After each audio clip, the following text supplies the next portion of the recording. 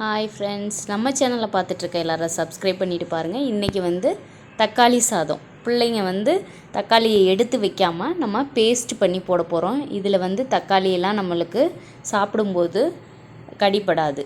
அது எப்படி பண்ணுறதுன்னு பார்க்கலாம் வாங்க. ஆயில் விட்டு ஸ்பைசஸ்லாம் போட்டு பெரிய வெங்காயம் பச்சை மிளகாயெல்லாம் போட்டு நல்லா வதக்கிட்டு அப்புறமா தக்காளியை நல்லா பேஸ்ட் அடித்து அதையும் ஊற்றி நல்லா வதக்கணும். இஞ்சி பூண்டு பேஸ்ட்டு போட்டுக்கணும்.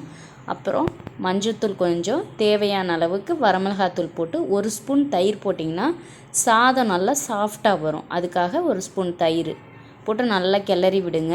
நல்லா எண்ணெய் பிரிஞ்சு வரும். அந்த ஸ்டேஜில் மல்லி புதினா போடுங்க.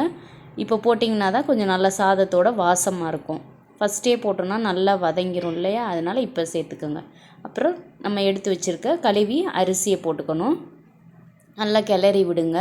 கிளறி விட்டதுக்கப்புறம் இந்த தக்காளி சாதத்துக்கு தேவையான உப்பு போட்டு தேவையான அளவு தண்ணி விட்டு குக்கரில் விசில் போட்டு மூடி வச்சுருங்க. விசில் அடங்கினதுக்கப்புறமா எடுத்து பார்த்திங்கன்னா சூப்பரான தக்காளி சாதம் ரெடி. உங்கள் வீட்டில் நீங்களும் ட்ரை பண்ணி பாருங்கள். இன்றைக்கி எங்கள் பசங்களுக்கு லஞ்சு சாதம் தக்காளி சாதம் வாழைக்காய் வறுவல். வாழைக்காய் வறுவல் வீடியோ வேணும்னா கமெண்ட்ஸில் சொல்லுங்கள். ஹாட்ஸ்பாட் சேனலை சப்ஸ்கிரைப் பண்ணிக்கோங்க ஃப்ரெண்ட்ஸ்.